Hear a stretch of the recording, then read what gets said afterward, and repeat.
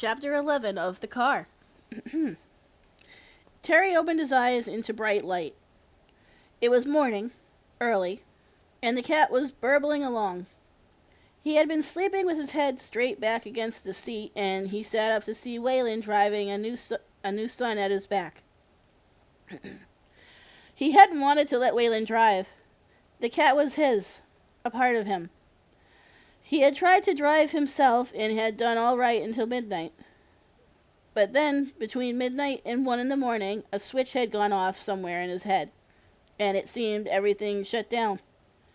He had tried to stay awake, fought it as hard as he could, but his chin kept dropping, and finally he had pulled to the side of the road and let Waylon take over. Perversely, as soon as Waylon started to drive, Terry snapped awake and for a half an hour couldn't sleep. He watched Waylon drive and felt like he'd given his life away.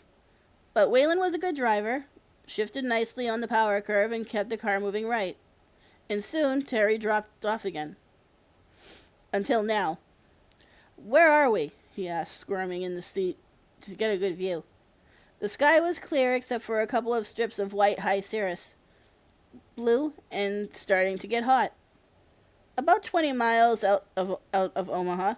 Can you wait until we get there to stop, or do you want me to pull over now?" "I'm all right." "There's some coffee in a thermos under your feet. It's hot. I put some sugar in it for energy." "Thermos? I didn't know you had a thermos." Waylon nodded. "I didn't have one. We stopped for gas in the night, and I bought one at a truck stop.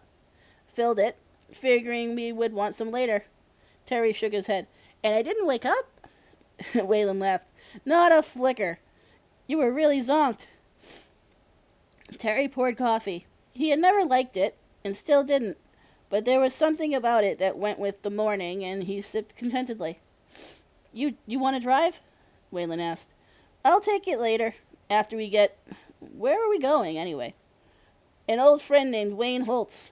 He lives this side of Omaha. 10 or 12 more miles. He knows a lot about fixing cars.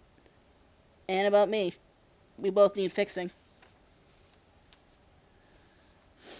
"I don't know what you mean," Terry shrugged. "I think the cat is all right. It runs good, doesn't it?" "It's great, but it could use a little more. Just a little more." "That's what Wayne does. Makes things work a little better." "And you don't seem broken. Those guys didn't touch you as far as I could see." Waylon shook his head. "It's not physical. I shouldn't have done that to them. They were just a couple of good old boys getting drunk. They threw a bottle at me." "At the car," Waylon corrected. "Just being stupid. I hit them wrong. The wrong way. One of them won't ever be right again." He trailed off, grew quiet, then smiled sadly. "We'll talk to Wayne a couple of days, work on the car, smooth the world out a little." For a few minutes, they moved in silence except for the wind coming over and around the windshield. Terry heard a meadowlark singing as they passed the fence post, a whip of sound, high and beautiful and gone before it really registered. And then Waylon was flowing. "Along here, somewhere, look for a metal sign cut in the shape of an artist's palette." "A what?" "A palette. What they mix paint on. Ah, there it is." Terry caught a glimpse of a funny oblong metal sign with dabs of color around the outside edge, and the word art directly in the center. It seemed to be faded a bit, but they were past it too fast for him to tell anything else about it. Waylon steered off the highway, down a gravel road for a mile or so, then off the road onto a quarter-mile-long driveway. And as they came to the end of the driveway, around a bend and past some trees, Terry saw a large metal building. It was rusty and run down. Next to it stood an old trailer house, also run down and tired looking, and everywhere else, or so it seemed, there were parts of cars and motorcycles rusting away. "It's a junkyard," Terry said. Waylon shook his head. "No, it's a place to create things. Come on." The metal building had a large front door and a smaller door to the side. Waylon entered the side door without knocking, and Terry followed, expecting it to be dark inside. Instead, the walls and ceilings were painted flat white, and large floodlights lit the center so brightly Terry squinted and had to close his eyes. He opened them to see a woman standing on a small platform, leaning against a tall stool with her arm across it, facing him full on. She was completely, absolutely stark naked. Terry stopped dead and thought knew he should turn, at least close his eyes. He could do none of those things. He stood and stared. She was the most beautiful woman he'd ever seen, more beautiful than pictures in the magazines he had under his mattress at home. And there she stood, wearing air.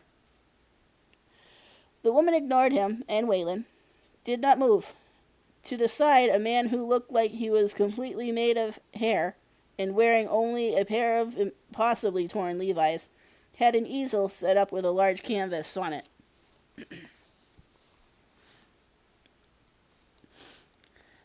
There was a painting of the woman on the canvas, and the man turned as Waylon came in.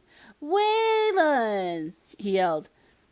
He dropped the brush on a shelf on the easel and grabbed Waylon and hugged him. "How the hell are you? I heard you were dead. They said a train killed you, but I knew that was a lie. It would take more than a train." "It was another guy. I was next to him when the train hit him, and they thought it got us both. You know how rumors are." Right. Wayne suddenly seemed to notice Terry. "Who's your friend?" "A traveling companion. Name of Terry. He picked me up 2 nights ago, and we've had a little trouble and needs some help with his car. That's what I do." Terry was still standing, staring at the woman, and Waylon laughed and spoke to her. "Maybe you'd better put some clothes on, Susie. I think you're hurting his brain." The model nodded, but didn't move until Wayne motioned with his chin. "We'll stop for the day. We've worked enough. Now it's time to play." The woman stepped down from the stand, moving as naturally as a soft wind, or so it seemed to Terry, and put on a housecoat. And at last Terry could take his eyes away from her. It was the first time since he'd come in the room that he could look around, and he saw now that on all the walls, hanging from wire hooks, there were gas tanks from motorcycles and parts of car hoods or air scoops, and on most of them were paintings of nude women with large breasts in various poses. Here and there was a tank painted with an eagle or a skull and crossbones, but most of them were women. Wayne wiped his hands on a rag and washed his brushes in a sink near one wall, and Terry realized that he lived in the same building.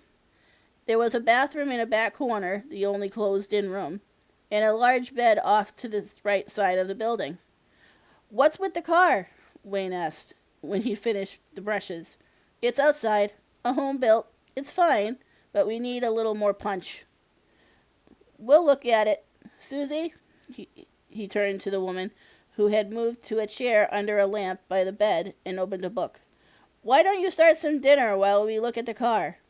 She looked up, directly at Wayne, and Terry saw the light that her eyes were purple, and he realized with a start that she was the one not just on the canvas, but on almost every gas tank.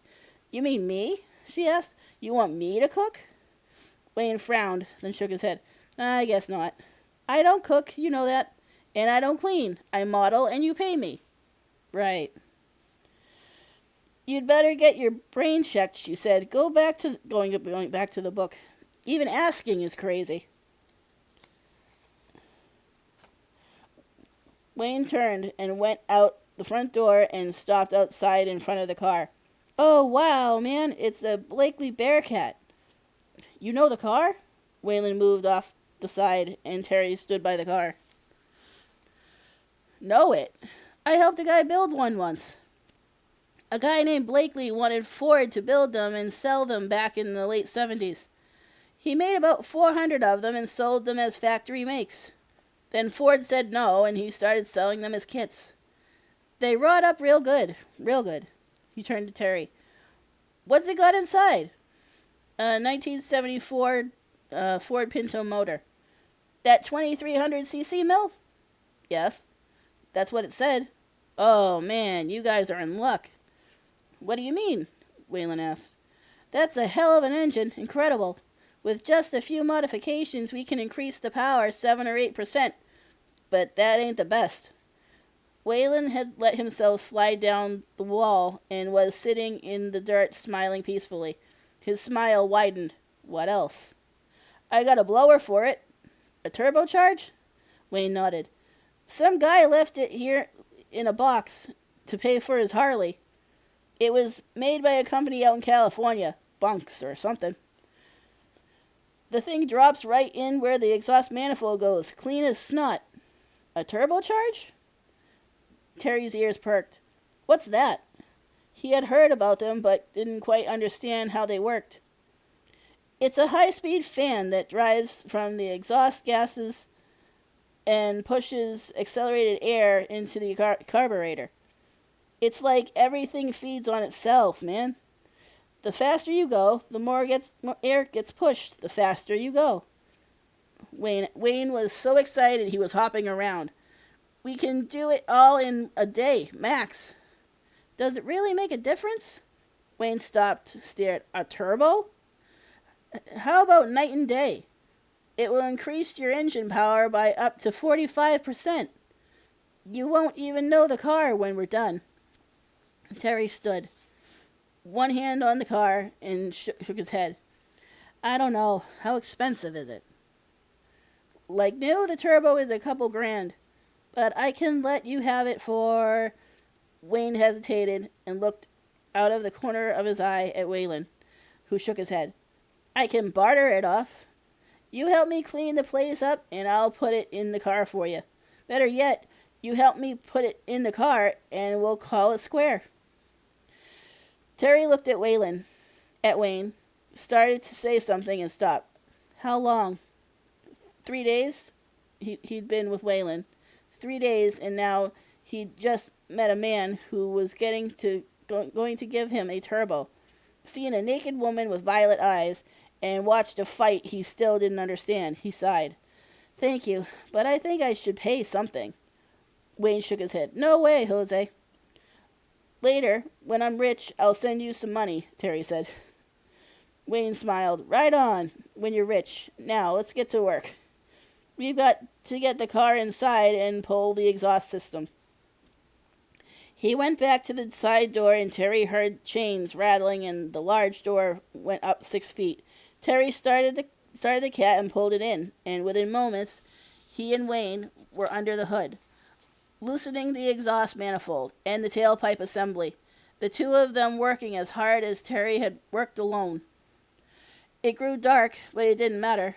The interior floodlights of the building were brighter than daylight. Susie sat reading for a long time.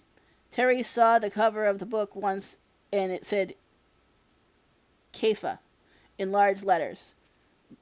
Then relented and got up and went to the refrigerator and made sandwiches with turkey and lettuce and mayo. Terry and Wayne ate with greasy hands, ripping into the car, but Waylon didn't eat. He sat outside, watching the night come down, leaning against the wall, his eyes open but not seeing, a small frown on his forehead. Hour after hour they worked, and once when Terry went outside to stretch his back, he saw that Waylon was still sitting there, quietly looking into the night. What's the matter with him? Terry asked Wayne when he came back inside. Nothing. He needs to think. About what? About himself. He'll be in when he settles some things. Hand me that 9/16 box in open end, will you? Can we help him? Wayne looked out the door. Did he go against someone? You mean fight? Terry nodded. There were some guys in a pickup who threw a bottle at us. He made me stop at a garage and he did something to them. It wasn't really fighting. Wayne turned back, sighed. They went down, right? Terry nodded. I was worried. I thought you knew because he was so old they would hurt him. Old? Who? Waylon? Well, kind of old. Wayne snorted, and Terry thought it might have been a laugh but wasn't sure. Old doesn't mean bad. It isn't aged. It's where your head is at. And let me tell you something. Where Waylon's head is at is a very, very hard place. Hard and cold and lonely. He shook his head. Those guys were lucky he didn't terminate them. Terminate? You mean kill? But Wayne was back at work on the motor and didn't answer. Worked in silence while Terry helped him and looked outside at Waylon sitting on the ground, leaning back against the building, looking at the sky. How long have you known him? Wayne glanced up and out at Waylon. Oh, we go back a long ways. Did a little war, a little peace together. There was a time when he thought he was in love with me, but I ran off with a girl named Carmela. Had black hair that hung down to her ankles and could sing. Love? You mean like if he was gay or something? Wayne nodded and went back to work. Yeah, he's gay. You didn't know? Terry stared at Waylon. But he never, we've been together 3 days and he hasn't, you know. Wayne put his wrench down and studied Terry. Made a move on you? Hell, boy, he's gay. He's not a pervert. You're just a kid. Why would he make a move on you? Well, and the truth was, Terry couldn't think of an answer, nor did it seem important. He shrugged and went back to work on the engine with Wayne. And that's the end of chapter 11.